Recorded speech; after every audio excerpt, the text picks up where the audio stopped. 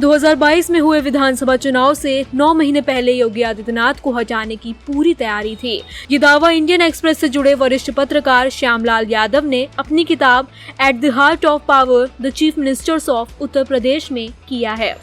ये 2021 की गर्मियों की बात है। योगी आदित्यनाथ को सूबे की सत्ता संभाले 4.5 बरस हो चुके थे। आसन विधानसभा चुनाव में कुल 9 महीने का वक्त बचा था। ऐसे में लखनऊ और दिल्ली के स्तर पर बीजेपी आरएसएस के नेताओं की कई दौर की मुलाकातें हुई। श्यामलाल यादव लिखते हैं कि एक वक्त पर तो ये बिल्कुल तय ही हो गया था कि योगी आदित्यनाथ को मुख्यमंत्री पद से हटाया जाएगा, लेकिन इससे पहले कि योगी आदित्यनाथ को नेतृत्व परिवर्तन के लिए तैयार किया जाता, बीजेपी आलाकमान को इस बात का आभास हो गया कि अगर चलती सरकार में योगी आदित्यनाथ को हटाया गया तो पार्टी को भारी नुकसान उठाना पड़ेगा।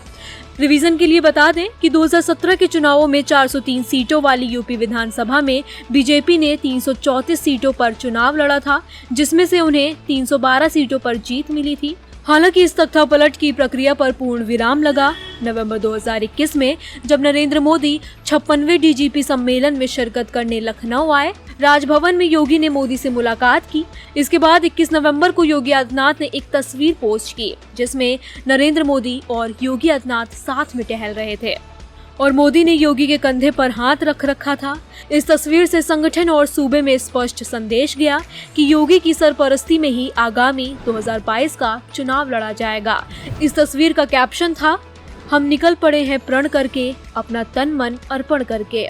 जिद है एक सूर्य उगाना है, अंबर से ऊंचा जाना है, एक भारत नया बनाना है। श्यामलाल यादव ने अपनी किताब में योगी को हटाने की इस कोशिश के पीछे के सीधे स्पष्ट कारण तो नहीं बताए हैं, लेकिन योगी पर आधारित 16 पन्नों के इस पूरे चैप्टर को ध्यान से पढ़ने पर योगी आदित्यनाथ सरकार के विरोध में जो कुछ चीजें हो रही थी उसका एक ब्यौरा मिलता है।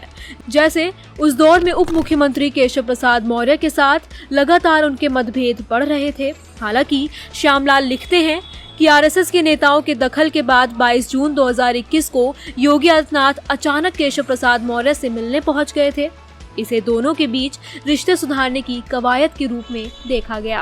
केशव को अप्रैल 2016 में यूपी बीजेपी का प्रदेश अध्यक्ष बनाया गया था और मार्च 2017 में बीजेपी की जीत के बाद मुख्यमंत्री की रेस में उनका भी नाम था, लेकिन गद्दी मिली योगी आदित्यनाथ को।